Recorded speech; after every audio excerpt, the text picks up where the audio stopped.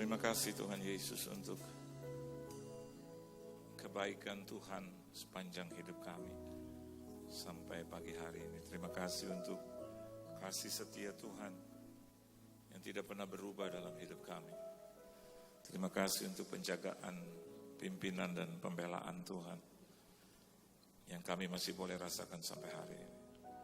Untuk kehidupan, untuk nafas, untuk kesehatan, bahkan untuk segala kecukupan di dalam kebutuhan, keperluan kami. Lebih dari itu kami juga akan menikmati sebagian dari perkataan firman-Mu. Berkata-kata Engkau Tuhan, kuasai ruangan ini serta ruangan hati kami yang terdalam. Di dalam nama Tuhan Yesus Kristus, kami sambut firman-Mu. Haleluya. Amin. Beri tepuk tangan dulu yang meriah buat Tuhan. Silakan duduk. Shalom. Terima kasih buat Tuhan Yesus yang mengundang saya pada pagi hari ini. Terima kasih juga buat tuan rumah, gembala sidang, koordinator dan juga seluruh pelayan Tuhan dan jemaat Tuhan yang boleh hadir di ibadah yang pertama pagi hari ini.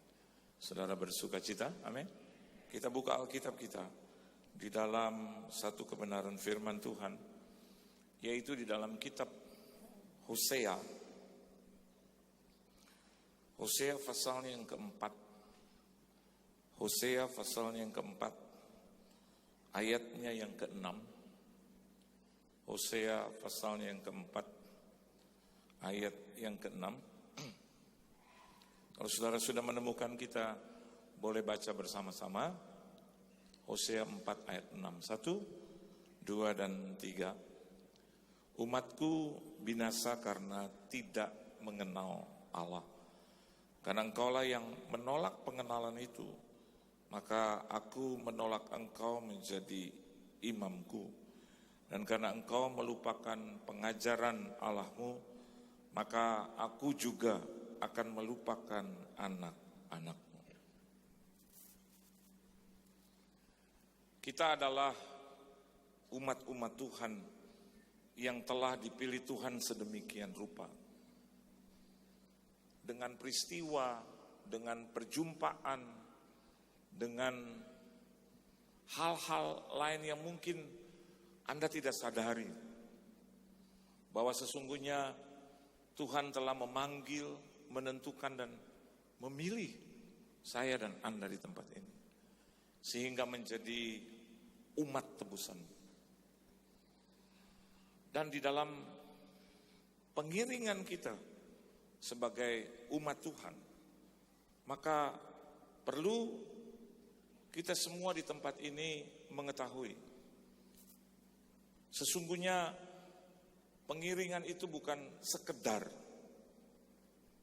berjumpa dengan Tuhan, sekedar memenuhi kebutuhan spiritual, tetapi ada hal yang jauh lebih penting daripada itu. Alkitab katakan bahwa saya dan Anda di tempat ini bisa binasa. Bisa binasa karena tidak mengenal Allah. Hosea katakan itu. Jadi bukan hanya mengiring Tuhan, tetapi bagaimana kita tingkatkan atau kita isi pengiringan itu dengan lebih lagi mengenal Tuhan yang telah memilih kita semua di tempat ini. Bahkan tidak kurang daripada Rasul Paulus katakan, yang ku kehendaki ialah mengenal Dia. Bagaimana mungkin kasih kita bertambah-tambah? Bagaimana mungkin kita memiliki satu pengertian yang dalam, satu pemahaman yang benar, kalau saya dan Anda di tempat ini tidak mengenal Tuhan secara utuh. Dan konsekuensinya ada kebinasaan di sini. Ada kematian di sini. Kekal. Entah itu di dalam rumah tangga saya dan Anda. Entah itu di dalam bisnis, ekonomi kita. Saya banyak juga melihat ada orang yang hanya mengiring Tuhan, jadi Kristen saja, KTP-nya saja. Tetapi pengenalannya akan Tuhan itu dangkal. Sehingga akhirnya di dalam kesehariannya itu banyak timbul masalah yang tidak bisa dia selesaikan. Dan tiap-tiap hari pekerjaannya adalah bersungut-sungut. Saya yakin Anda juga menemukan hal yang sama. Kristen ke gereja, beribadah, tetapi pengenalan akan Tuhannya itu dangkal. Sehingga yang keluar dari mulutnya banyak gosip. Yang keluar dari mulutnya banyak kata-kata yang sia-sia. Kalau ngomong maunya bertengkar, maunya berdebat. Dan selalu tidak mau kalah. Hidupnya kotor. Karena hatinya kotor, pikirannya kotor. Kristen ke gereja, doa malam, terima perjamuan kudus, tapi pengenalan akan Tuhannya dangkal. Sehingga saya melihat gitu, kesehariannya jadi buruk. Yang ada selalu pertengkaran di rumah tangga. Yang ada mengais-ngais berkat. Sekali lagi, mengais-ngais rezeki. Saya tidak anti dengan bersusah payah. Tapi saya kenal Tuhan saya yang hidup. Kalau saya dan Anda di tempat ini mengenal Tuhan lebih utuh lagi, maka sebetulnya apa yang Tuhan sediakan bagi kita itu utuh. Amin. Tidak akan tercuri. Hidup ada penderitaan, iya. Hidup ada tantangan, iya. Tetapi kemenangan itu ada juga di tangan kita. Kalau kita bersaing dengan orang di luar sana, kemenangan itu nyata. Kalau Anda keluar dari tempat ini, maka kita bisa melihat bahwa Tuhan yang kita sembah itu betul-betul hidup. Tergantung bagaimana saya dan Anda di tempat ini mau mengenal Dia lebih dalam. Nah, ada hal yang berikut. Karena engkau lah yang menolak pengenalan itu. Kalau datang beribadah, tetap persungutan. Tetap tolak firman. Tetap tolak kebenaran. Firman itu jadi perdebatan buat dia. Nah, Alkitab katakan karena engkau yang menolak pengenalan itu, maka Allah juga menolak saya dan Anda di tempat ini menjadi pemimpin, menjadi imam, menjadi orang yang mestinya menjadi panutan di dalam kehidupan, di dalam setiap aspek hidup kita. Dia menolak saya dan Anda di tempat ini jadi imamnya.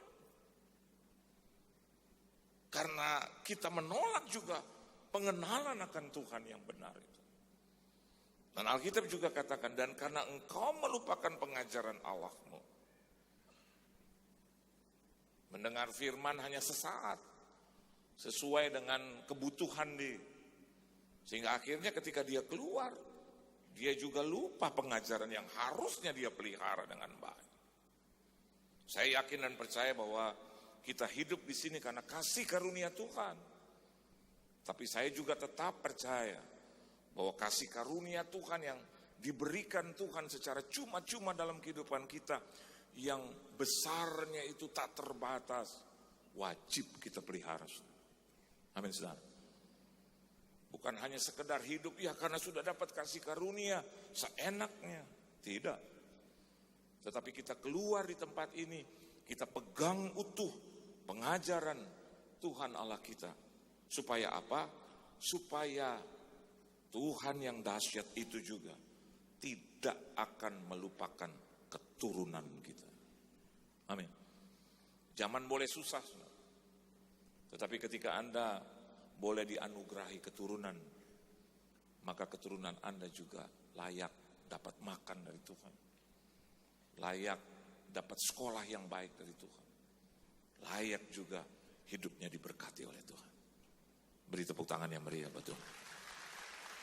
Nah, jadi apa yang harus kita lakukan? Sederhana, saudara. Jadikan firman Tuhan itu standar hidup bagi saya dan Anda di tempat ini, yaitu orang-orang yang percaya. Amin. Ini tema khotbah saya pada pagi hari. Jadikan firman Tuhan menjadi standar hidup saya dan Anda, orang percaya. Kalau saya dan Anda di tempat itu menjadikan firman Tuhan sebagai standar hidup kita orang yang percaya, sesungguhnya apa yang kita bisa dapatkan dari standar hidup itu, atau dari firman Tuhan yang kita jadikan standar hidup itu? Apa yang dibawa firman Tuhan dalam kehidupan kita semua di tempat ini? Yang pertama, coba kita lihat di dalam Esra pasalnya yang ke-7 ayat yang ke-10.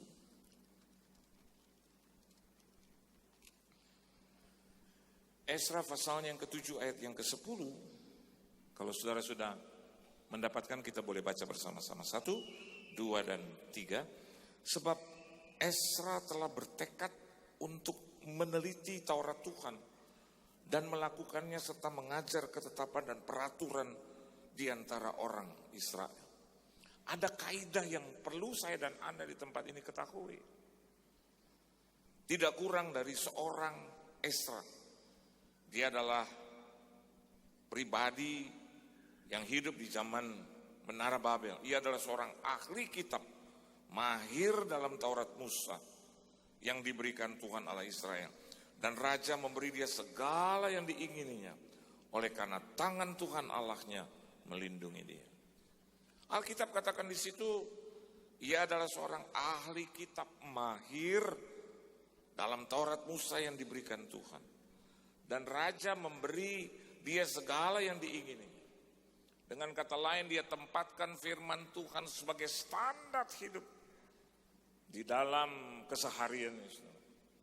Alkitab katakan ayat yang ke-6, Esra ini berangkat pulang dari Babel.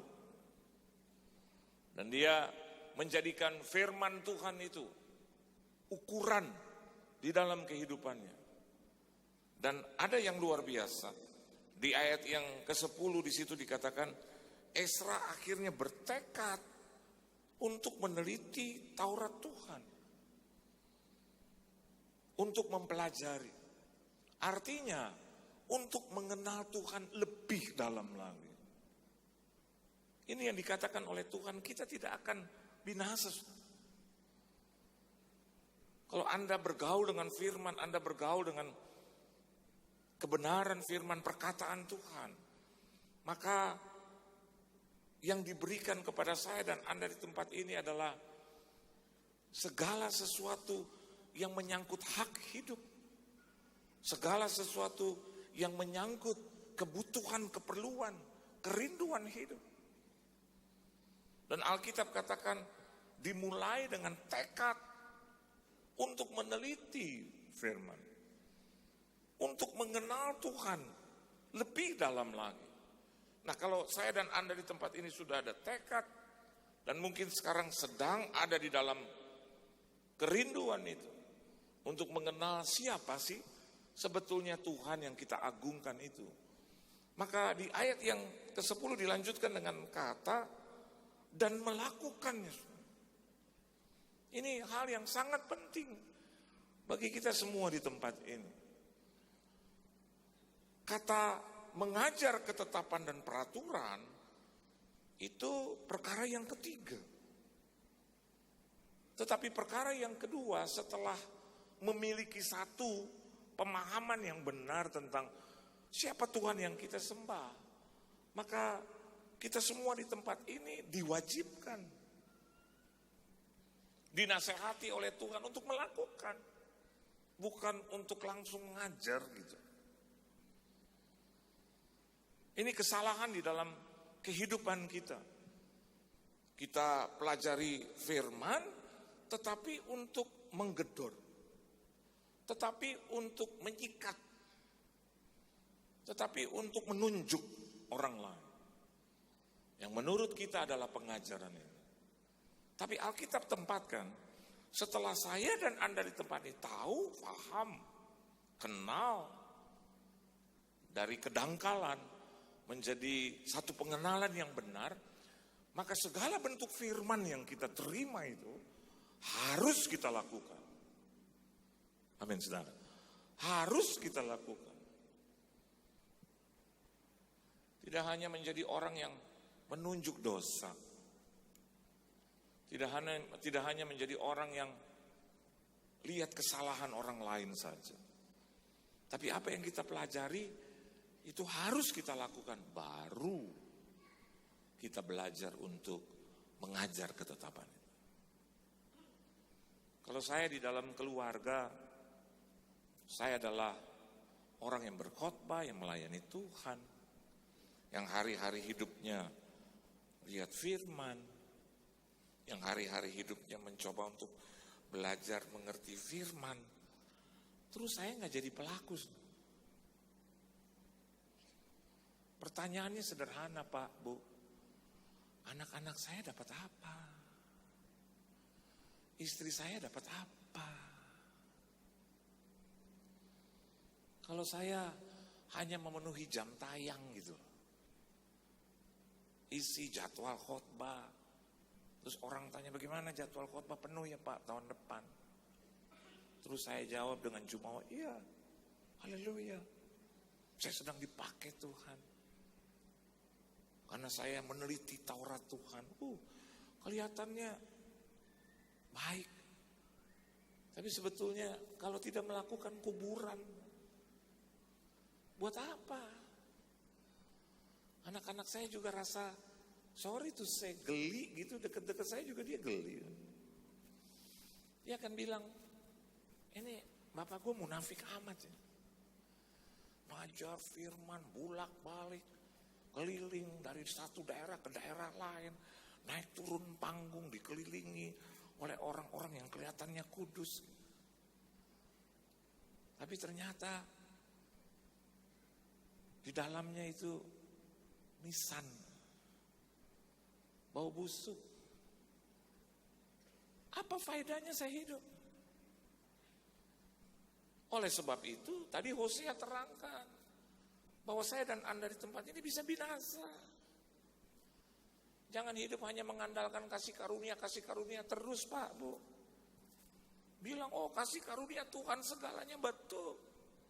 Kasih karunia Tuhan tidak perlu ditambahkan dan dikurang-kurangi. Dia tetap ada di situ, besar, sangat mulia. Tapi dia minta saya dan Anda di tempat ini yang sudah terima kasih karunia Tuhan yang besar itu belajar untuk hidup di dalam kasih karunia itu. Amin, saudara. Bukan mengotori kasih karunia itu. Orang di bawah dengar khotbah saya, tapi tidak sedikit juga yang menghujat. Dan yang miris rasanya, ketika saya kembali kepada keluarga, saya pulang gitu, saya tidak melihat wajah-wajah yang ceria, yang riang. Dan yang berkata, gimana Pak tadi? Khotbahnya kemarin gimana Pak? Terus bagaimana sambutannya Bapak khotbah apa sih? Tapi kalau saya pulang, mereka pegang Facebook saya, mereka pegang Instagram saya, mereka bilang, Bapak kemarin foto sama ini sama itu ya. Bapak ini ada pesen nih. Pak yang like 400 orang lebih Pak. Aku jawabin satu-satu. Aku bilang amin, thank you ya, amin. Bahkan dia sendiri suka komentar di dalam Instagramku. My special daddy. My lovely daddy. Kita sebagai orang tua dengar dan baca itu bukan bermaksud menyombongkan diri. Makin hati nih mau lebih lagi mengenal Tuhan. Saya yakin dan percaya, apalagi di sini saudara ada yang berusia di atas 40-50 tahun. Buat apa lagi sih kita hidup? Sesungguhnya hanya untuk menyenangkan hati Tuhan. Amin, saudara. Untuk melakukan ketetapan itu.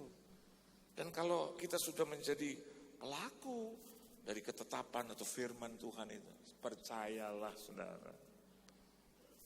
Kadang Anda belum mengajarkan. Ada banyak orang datang minta diajar oleh saudara.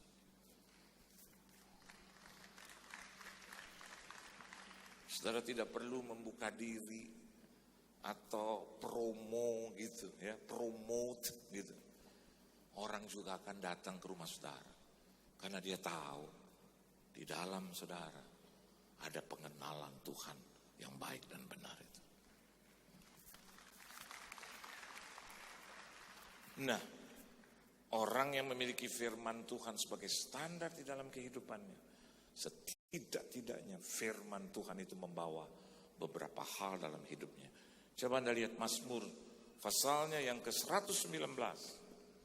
Mazmur pasalnya yang ke-119.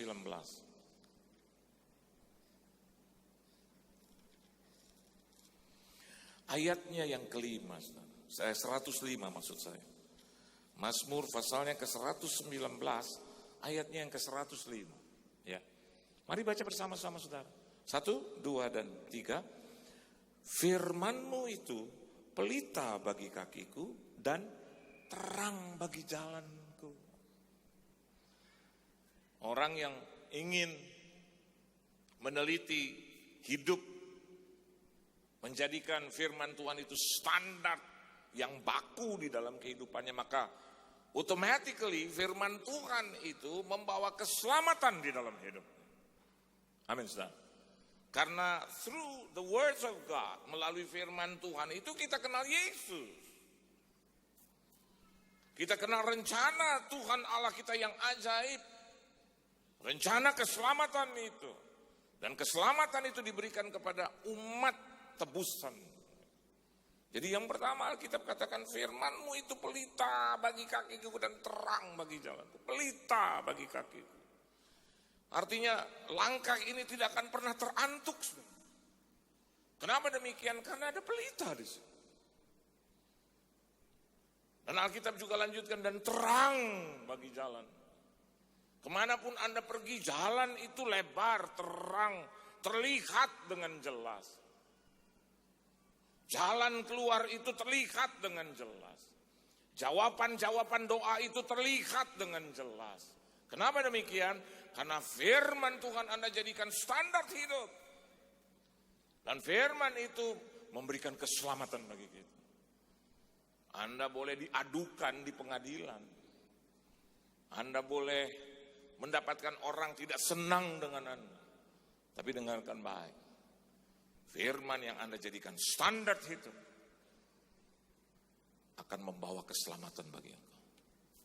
Anda tidak akan pernah mendapatkan kesialan seumur hidup. Karena dia adalah jaminan di dalam kehidupan sendiri. Karena firman Tuhan itu membuat hidup kita jadi terang. Kemanapun Anda melangkah, di sekeliling boleh gelap. Tapi karena ada Anda di situ, maka sekeliling itu automatically juga jadi terang. Ada Anda di situ, maka jalan-jalan yang terlibat dalam kegelapan akan jadi terang. Dan orang yang ingin keluar dari kegelapan tinggal mengikuti juga langkah Anda. Karena langkah Anda itu dipenuhi dengan pelita dan penuh juga dengan segala sesuatu yang bersifat positif atau terang. Saya yakin dan percaya di hari-hari yang sukar ini banyak orang sekarang sedang cari jalan keluar. Dan kalau Anda cerdas, mestinya itu jalan keluar orang lain ada dalam engkau. Karena Kristus ada dalam hidup kita, saudara. Saya bukan punya, beberapa bulan yang lalu ada teman setengah 12 malam datang dengan istrinya. Dan dia bilang, apa yang harus saya lakukan?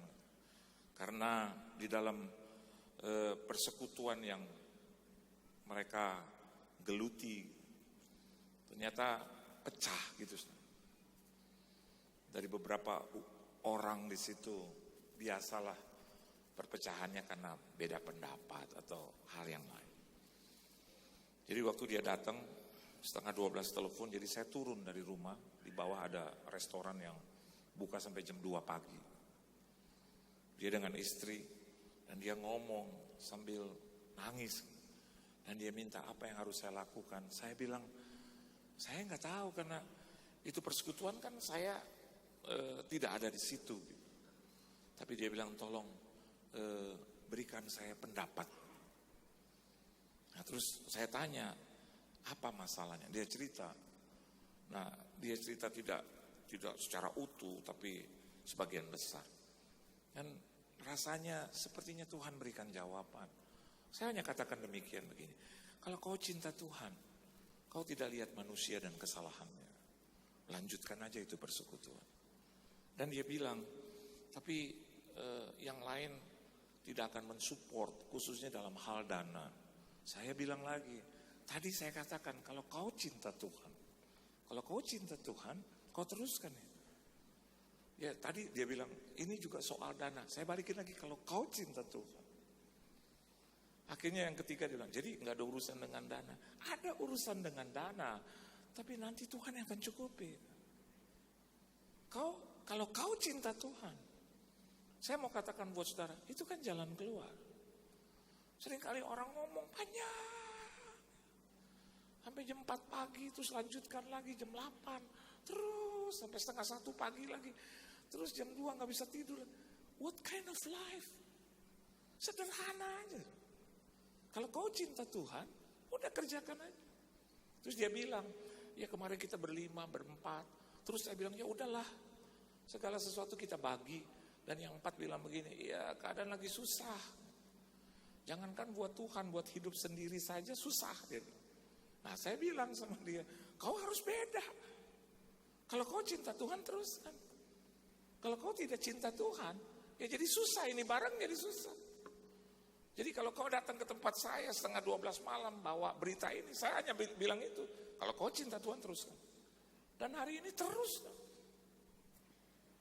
Dan jiwa-jiwa yang datang itu bertambah-tambah. Orang-orang dari yang bukan Kristen. Penyembah-penyembah berhala datang. Dan tahu saudara, tiap bulan dari koceknya sendiri, puluhan juta. Dan aneh gitu loh, sangat aneh. Tapi itu kenyataan. Bisnisnya diberkati oleh Tuhan. Di masa yang sulit, bisnisnya diberkati oleh Tuhan. Ini showroom mobil, saudara. Mobilnya itu yang premium. Mobilnya yang 6.500, 6.600 cc. Zaman sekarang siapa yang mau pakai? Tapi aneh begitu dia selesaikan. Dia bayar itu semua buat Tuhan. Kalau saya mau pulang terus dia bilang, doain dong. Mobil masih ada 34 nih. Yang belum laku. Terus saya bilang, tuh pasti Tuhan lakukan. Saya bilang, berapa cc mobilnya? Ada yang 6.500, ada 4.800, ada yang 5.000. Aduh gede-gede banget. Tapi waktu saya pulang Tuhan bilang begini buat saya. Kalau kalian cinta aku, maka aku juga akan melebihi. Masa sih? Kalau pengenalan kita dangkal akan Tuhan ya begitu. Zaman sekarang 4.800, 6.600 cc. Siapa yang mau pakai 5.000 cc? Siapa yang mau pakai? Dengar baik, lihat firman Tuhan katakan bagi Tuhan tidak ada yang mustahil, kan sederhana. Dan aneh saudara, ada aja orang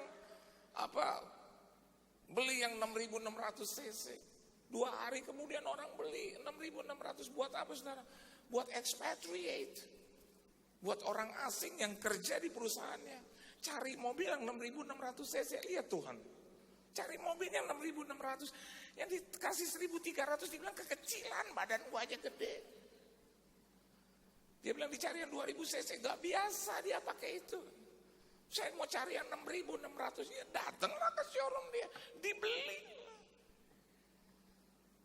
Bahkan untungnya itu 5-10 kali lebih besar daripada apa yang dia berikan kepada Tuhan. Jadi hari ini satu hal yang tolol kalau dia tidak teruskan itu pekerjaan Tuhan. Kenapa demikian? Di dalamnya ada keselamatan. Keluarganya diselamatkan, anak-anaknya diselamatkan, istrinya diselamatkan, dan banyak orang diselamatkan. Karena apa? Karena firman Tuhan itu standar hidup bagi dia. Yang kedua, apa yang dibawa firman Tuhan yang kita jadikan standar dalam kehidupan kita? Coba kita baca di dalam Esra yang tadi, Esra pasalnya yang ke-7, ayatnya yang ke-25. Mari kita baca bersama-sama. Selain keselamatan, apa yang dia bawa, saudara? Baca sama-sama, saudara. 1, Esra 7 ayat 25, 1, 2, dan 3. Maka engkau, hai Esra, angkatlah pemimpin-pemimpin dan hakim-hakim sesuai dengan hikmat Allahmu yang menjadi peganganmu, supaya mereka menghakimi seluruh rakyat yang diam di daerah seberang sungai Efrat, yakni semua orang yang mengetahui hukum Allahmu, dan orang yang belum mengetahuinya haruslah kau ajar.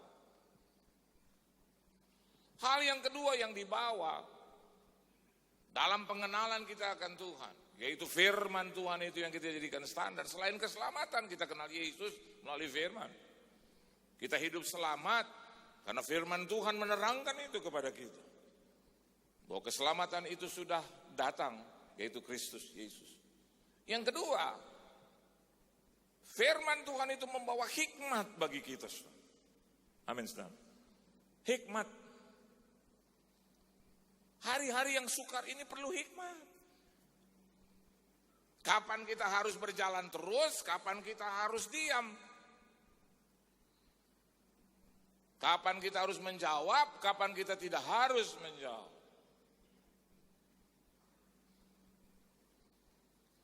Tahun depan kami menikah 25 tahun dengan istri saya. Dan saya lihat bukan waktu yang pendek juga. Nah, kalau sampai pernikahan kami dijaga oleh Tuhan sampai 25 tahun. Bahkan saya tahu ya, sampai seumur hidup kami tetap dipelihara. Ada rahasia kecil, sederhana, tapi manfaatnya besar. Apa itu, saudara? Hikmat. Tiap-tiap hari yang saya temukan itu wajah istri saya. Pagi bangun dia. Mau mandi di kamar mandi, saya pikir siapa ya dia lagi. Di meja makan dia. Nanti kalau anak-anak sudah kuliah, terus pembantu masak, gitu. Habis makan, kita ngapain? Ya berhadapan-hadapan. Dia lagi. Dan Anda tahu, kalau nggak punya hikmat, cerai. Setuju nggak? Kalau nggak pakai hikmat, kebijaksanaan, akal budi, marifat, hidup jadi membosankan. Tapi kalau pakai hikmat, beda hidup itu jadi kaya, saudara. Akan banyak hal. Kadang istri saya ngomong di meja makan, biar itu bagian dia. Dia atur meja makan, dia atur makanan, dia atur jenis masakan. Pembantu itu dia punya hak, dia punya bagian. Saya duduk aja manis, nggak usah jawab, nggak usah debat. Garamnya mana, gulanya dia tahu, dia tahu. Saya belum ngucap, nasinya udah ada, sayurnya udah ada, dagingnya ada, ayamnya ada. Udah mantep nih. Buat apa saya harus protes? Kadang-kadang saya lihat, aduh air putihnya belum ada. Tuhan bilang, diam aja, nanti juga ada. Mengalir dia nanti ke mulutmu, tenang aja. Kalaupun gak ada, pakai hikmat. Gak harus ribut kan. Dan dia langsung, lari, hikmat. Dia tahu juga, kalau gak diberikan itu air, mati suaminya. Kalau Anda ke gereja juga pakai hikmat. Amin, saudara.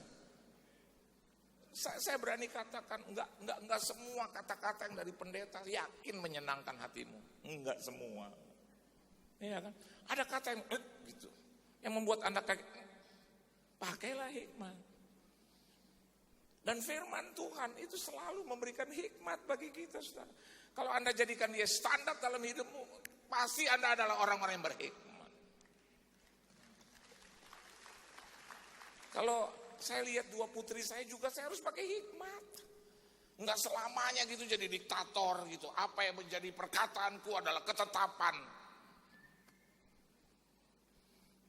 Ada kalanya ya namanya sekarang putri kan umur 22 suka ngomong sama mungkin ada ya orang yang dia suka atau orang lain suka. Saya nggak pakai kata-kata siapa itu, Tuhan apa setan. Kadang-kadang kalau dia lagi belajar, saya suka dekati dia. Terus saya suka tanya, kemarin yang antar kamu siapa? Terus dia gitu. Bukan siapa-siapa, cuma kenal-kenal gitu aja Pak. Oh, terus saya masukkan deh doktrin pelan-pelan. Dia harus di dalam Tuhan ya Dek. Oh iya dong, harus. Bapak gua pendeta, masa calon mantunya penjahat? Nah gitu ya, dia harus di dalam Tuhan. Terus saya bilang, gak usah lihat kekayaan. Dia, Tapi saya bilang, tapi perlu kerja. Dia, hikmat itu. Belum apa-apa udah langsung tanya, mana Ferrarinya, mana Lamborghininya, itu merusak. Tapi kalau saya bilang, gak apa-apa. Dia orang biasa, tapi dia harus tanggung jawab sama kamu. Ya. Tapi kalaupun nanti pernikahan, uangmu belum cukup, Papa juga bisa bikin. Cuman mungkin tidak di gedung yang mewah. Kan papamu cuma hamba Tuhan. Paling di stadion sepak bola lah. Saudara, kalau Anda punya hikmat, hidup yang paling sulit sekalipun. Kalau suamimu cuma gaji 800.000 ya. Pemotongan-pemotongan ternyata hanya tinggal 450.000. Pakailah hikmat lah. Setahun juga cukup itu gaji. 450.000 kali ya. Anda mungkin bilang, aduh sehari nih gak akan cukup, pakai hikmat.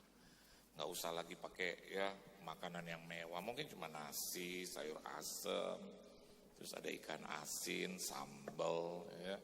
Baru di balik nasi itu ada ayam, ada perkedel, ada daging gitu. Ya kalau kita orang-orang biasa gak harus kita naik mobil yang wah gitu loh. Kalau pakai hikmat saya yakin seumur hidup kita dipelihara oleh Tuhan. Beri tepuk tangan yang meriah buat Tuhan. Dan yang ketiga, coba Anda lihat Mazmur pasalnya yang pertama. Nah ini saya juga suka ayat ini. Anda akan hafal ayat ini. Mazmur pasalnya yang pertama, ayatnya yang kedua. Mari kita baca bersama-sama. Jadi selain keselamatan dan yang kedua adalah hikmat. Firman Tuhan itu memberikan kita hal yang ketiga. Baca sama-sama. Ayat yang kedua dari Mazmur pasal yang pertama, 1, 2, 3. Tetapi yang kesukaannya ialah Taurat Tuhan. Dan yang merenungkan Taurat itu siang dan malam. Nah sekarang tergantung dari kita semua di tempat ini. What is your fond of? Apa yang menjadi kesenangan favorit kita? Nonton Pak. Spectre Pak, James Bond. Atau Anda bilang, saya suka mobil sport 2 pintu. Atau Anda bilang, saya suka rumah Pak dengan ya halaman yang besar. Ya mungkin tidak salah.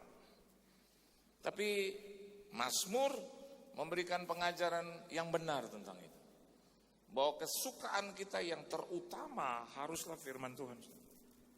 Amin saudara. Harus firman. Nah kelihatan orang itu suka firman atau tidak, dalam mendengar firman aja kita bisa lihat. Kalau dia betul-betul sangat suka dengan firman. Ya, saya yakin dan percaya meskipun tadi malam Anda nonton El Clasico, Barcelona lawan Real Madrid. Ya. Tapi karena Anda sudah bertekad untuk meneliti firman Tuhan, Anda jadikan standar dalam kehidupan saudara. Bangun pagi jam 5 gak ada masalah. Amin saudara. Loh Tuhan sudah berikan izin untuk nonton El Clasico, Real Madrid Barcelona, kenapa kita terus mengenyampingkan hal yang lebih utama daripada Real Madrid dan Barcelona. Siapapun yang menang, Anda kan juga nggak menang. Cristiano Ronaldo atau Lionel Messi dipasang atau tidak, Anda juga nggak dapat apa-apa dari situ. Tapi saya mau beritahu buat saudara, Anda datang ke tempat ini, Anda dapat segalanya. Anda datang ke tempat ini, kelihatannya nggak dapat apa-apa. Saya datang ke Surabaya, melawan rasa takut saya akan terbang. Ini banyak daerah saya suka, udah nanti dulu deh. Tapi di Surabaya seperti rasanya Tuhan bilang, ayo, masa semua daerah kau cut gitu. Saya lagi takut terbang semua. Maksudnya, lagi nggak nyaman gitu. Apalagi lihat anomali cuaca gitu. Tapi firman Tuhan itu menyentuh saya. Dia bilang begini, kalau kau cintakan firman-Ku, kau mau terbang ke Surabaya. Saya bilang, apa yang menjadi kecintaanmu? Tubuhmu, keluargamu, atau firman-Ku?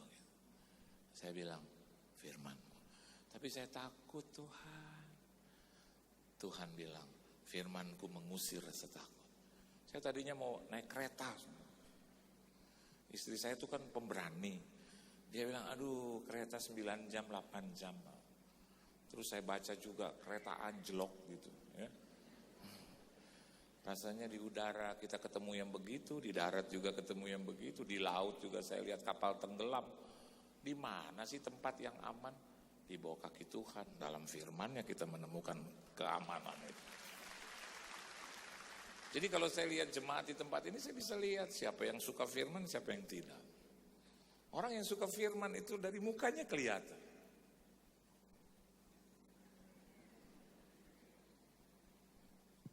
Kalau orang nggak suka firman, dari cara duduk sudah mulai turun. Kayak nggak ada penyangga lagi gitu. Kayak udah mau diturunkan gitu. Kayak mau disemayamkan gitu. Tapi kalau orang yang suka firman, kalau firmannya itu menyenangkan dan membuat dia tertawa lebar. Kalau ada kekuatan dia bilang amin gitu. Tapi kalau orang yang gak suka firman, kayak hatinya ngomong gini, lo tahu gak apa yang gue pikirin? Saya mau katakan Tuhan tahu apa yang kau pikirkan. Tapi apakah kesukaanmu yang terutama adalah firman Tuhan? Karena firman Tuhan yang ketiga membawa berkat bagi kita saudara. Halo.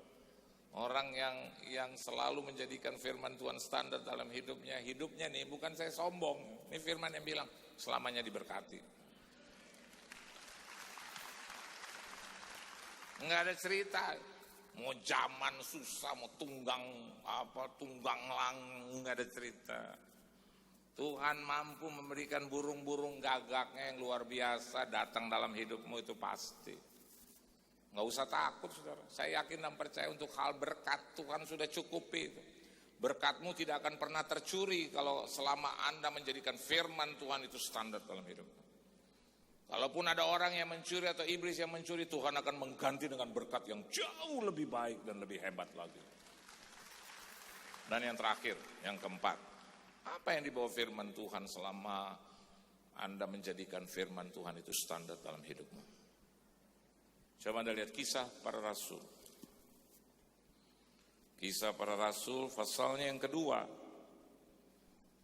Kisah Para Rasul pasalnya yang kedua. Ayat yang ke-42 dan 45 nanti kita baca sama-sama. Ayat 42 dulu. 1, 2, dan 3. Mereka bertekun dalam pengajaran rasul-rasul. Ini pengajaran ini bicara tentang firman. Pengajaran rasul-rasul. Terus dan dalam persekutuan. Dan mereka selalu berkumpul untuk memecahkan roti dan berdoa. Ya. Dan ayat 45. Dan selalu ada dari mereka yang menjual harta miliknya. Lalu membagi-bagikannya kepada semua orang sesuai dengan keperluan masing-masing. Ya, ini pengajaran Kristus. 46. Dengan bertekun dan dengan sehati Mereka berkumpul tiap-tiap hari dalam bait Allah. Mereka memecahkan roti di rumah masing-masing secara bergilir dan makan bersama-sama dengan gembira dan dengan tulus hati. Yang keempat, apa yang dibawa firman Tuhan, selama firman itu Anda jadikan standar hidupmu yang baku. Yang keempat, bahwa firman Tuhan itu mempersatukan. Amin, saudara. Hidup kita tidak akan terpecah-pecah. Ya, kalaupun terpecah itu untuk multiply, ya. Karena nanti anak akan meninggalkan orang tuanya. Itu bukan terpecah, tetapi multiply. Beranak cucu lah engkau, semakin banyak, ya. Tetapi intinya Tuhan itu mempersatukan. Nah, kalau hari ini Anda ada dalam pertengkaran, kalau hari ini Anda tidak ada di dalam persekutuan, persatuan itu, saya mau katakan buat saudara bahwa firman Tuhan itu tentunya belum maksimal Anda miliki.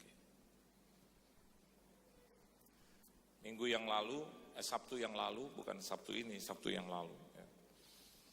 Saya diundang oleh teman yang anaknya menikah, sudah seperti anak sendiri buat kami. Saya, istri dan 2 anak. Ya, kami berempat pergi ke gedung itu, ke pesta pernikahan itu. Dan saya tahu bahwa nanti kita akan jumpa dengan seseorang yang tanda kutip, keluarga saya itu bilang menyebalkan. Karena dia tuh sudah merugikan secara semualah gitu, ya. Dan bukan hanya saya dan istri, tapi 2 putri saya tuh udah bahasa Rusianya enak gitu. Pokoknya kalau jangankan lihat, sebut namanya aja terus 2 putri dan istri saya, jangan ngomong ih. Dan saya sebetulnya yang paling dirugikan, saya. Dulu saya pernah bilang sama dia, ya udah kita jalan masing-masing aja, udah ya, udah selesai. Tapi ya dia kan datang diundang, saya juga datang diundang. Dan 2 putri dan istri saya bilang, nanti kita ketemu mereka di dalam ya Pak. Dia ya, gitu. Nanti kalau ada dia, kita buang muka aja terus kita pura-pura nggak lihat deh. Ya kita salaman dengan kedua mempelai, turun ketemu dia. Nah, waktu di mobil saya bilang, gini yang bener gini. Udah, ya. Nanti kalau lihat dia dari jauh, papa akan berdiri dan ingat nih, 2 putri dan istri harus juga ikut sama-sama. Harus bilang, hai, gitu. Terus mereka bilang, hah? Ampun si papa. Udah, itu cara yang terbaik. Karena Tuhan itu mempersatukan, udah. Soal, ya, urusan-urusan yang lain itu biar Tuhan yang tackle. Karena penghakiman, ya, penghukuman itu biar Tuhan aja. Kita udahlah tulus-tulus aja deh. Hidup ini udah susah, jangan bikin susah. Terus lihat muka itu yang susah, udahlah. Saya bilang sama istri, ingat ya Ma, nanti kalau dia datang, please Ma, udah salami dia. Terus kalau dia cium kamu, udah diam aja, jangan ditarik itu pipi, dibuang itu pipi, dipungut lagi, tempel lagi gitu. Anak-anak saya bilang, aduh Pak males. Nah, udah. Bener semua. Ketika kita lagi makan di ruang VIP, dia datang. Dari jauh saya lihat, waduh. Saya orang yang pertama berdiri, saya bilang, bos. Berat itu ngomong begitu. Bos. Dia kaget lihat saya. Pak Pendeta, apa kabar bos? Dia langsung hampiri saya hampiri. Bos, gimana kabar? Tapi dia bilang begini, bos, nanti dulu Pak Pendeta, saya mau datang ke istri dulu. Jadi ke istri saya duduk. You know wanita. Saya bilang, Ma tuh dia datang. Terus ini orang gini, halo Ibu Pendeta, aduh, bagaimana kabar? Istri saya terus ingat, saya suruh kasih pipi kan. Istri saya gini. Terus dicium dari, terus dia pindah lagi ke pipi. Saya bilang, makasih lagi, mau pipi, mau jidat, semua kasih. Hanya satu hal yang kau nggak boleh kasih, dompet jangan kasih. Terus 2 putri saya, ayo berdiri, dia jauh lebih tua dari kamu, berdiri. Mereka ini,